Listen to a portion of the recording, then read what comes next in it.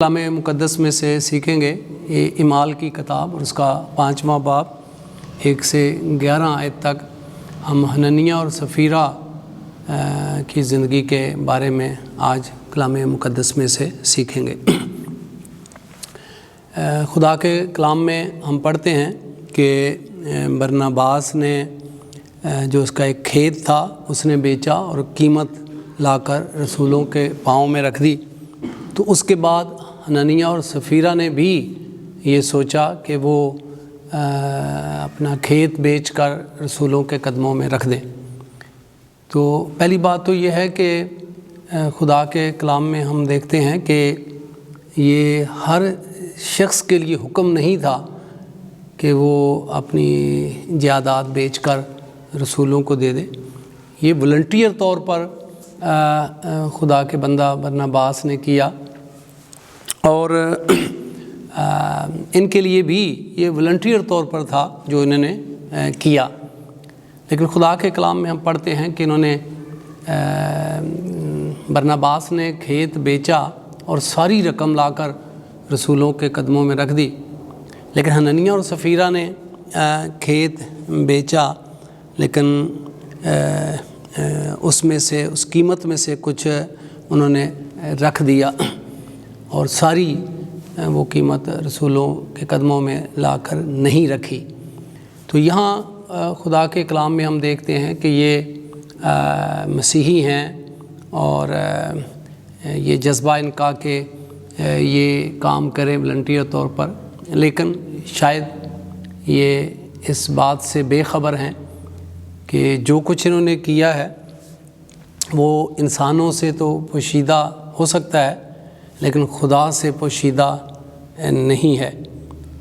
کیونکہ خدا سے ہم کچھ بھی چھپا نہیں سکتے ہیں۔ اور لکھا ہے بائبل مقدس میں کہ جب وہ خدا کے بندہ مقدس پطرس رسول کے پاس آئے تو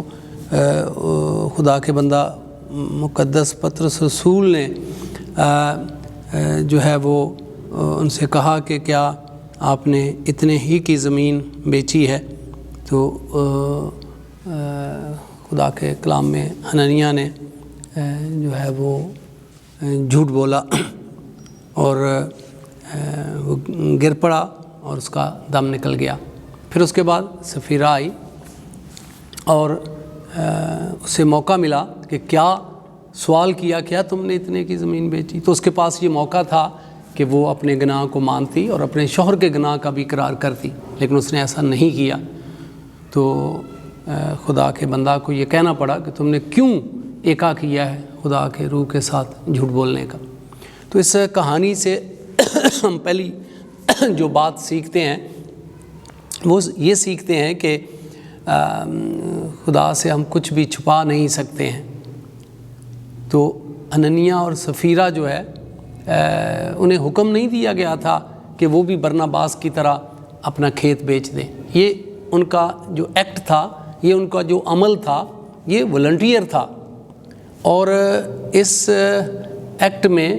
بددیانتی یہ ہے کہ وہ شو یہ کر رہے ہیں کہ ہم نے پوری رقم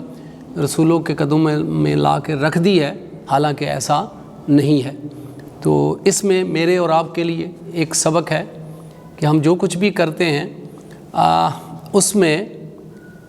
بددیانتی جو ہے وہ ہم انسانوں سے چھپا سکتے ہیں لیکن خدا سے نہیں چھپا سکتے ہیں۔ لہٰذا ہم جو کچھ بھی کرتے ہیں وہ یہ سوچ کر کریں کہ خدا آسمان سے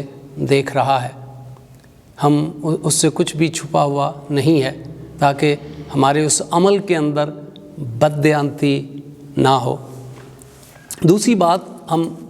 اس ورد میں سے یہ سیکھتے ہیں کہ یہ بہت خطرناک عمل ہے کہ جب ہم اپنی روحانی سرگرمیاں جو ہیں، مذہبی سرگرمیاں جو ہیں، وہ لوگوں کو امپریس کرنے کے لیے کریں۔ یہاں ہم دیکھتے ہیں ان کے اس عمل کے اندر کہ جو انہوں نے کھیت بیچا یہ لوگوں کی تعریف چاہنے کے لیے انہوں نے ایسا کیا، اور اگر یہ حقیقت میں خدا سے تعریف کے لیے کرتے تو یہ بددیانتی نہ کرتے۔ تو یہ انہوں نے جوش میں آ کر یہ کام کیا، لیکن ان کے جو موٹو تھا،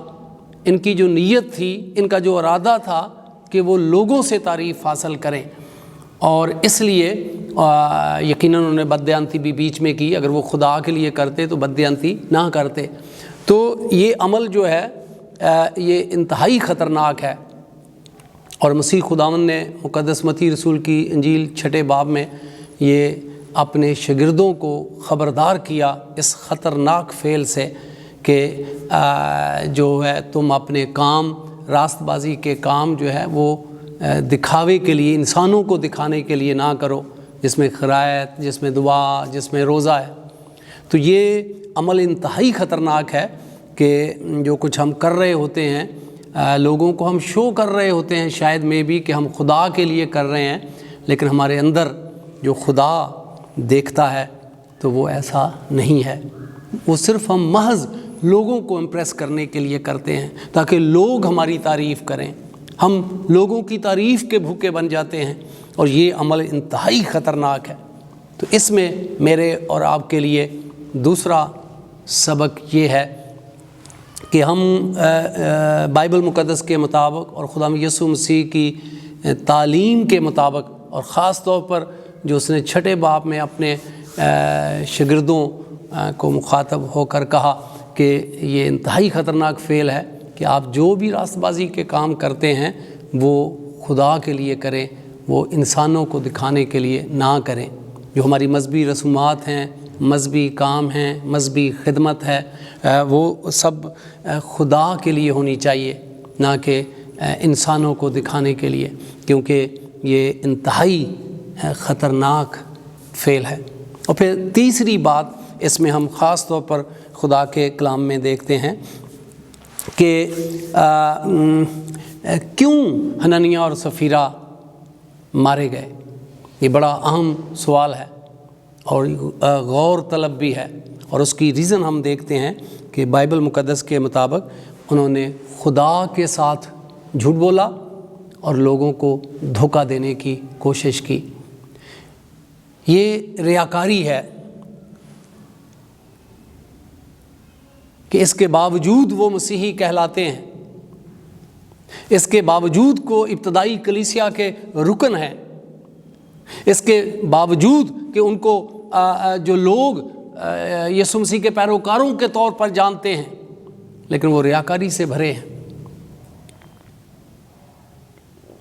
وہ خدا کے روح کے ساتھ جھوٹ بول رہے ہیں اور لوگوں کو دھوکہ دے رہے ہیں۔ اور آج یہ میرے اور آپ کے لیے انتباہ ہے، مذہبی رہنماؤں کے لیے انتباہ ہے کہ آج بہت سارے لوگ ہیں جو خدا کے ساتھ جھوٹ بول رہے ہیں اور لوگوں کو دھوکہ دے رہے ہیں۔ وہ تو سوچتے تھے شاید یہ تو سامنے ہمارے پطرس رسول کھڑا ہے، لیکن وہ خدا کے روح سے بھرا ہے۔ اور خدا کا کلام ہمیں یہ سکھاتا ہے کہ انہوں نے خدا کے روح کے ساتھ جھوٹ بولا ہے اور لوگوں کو دھوکہ دینے کی کوشش کی ہے۔ آج بہت سارے لوگ ایسے ہیں جو خدا کے روح کے ساتھ بھی جھوٹ بولتے ہیں اور لوگوں کو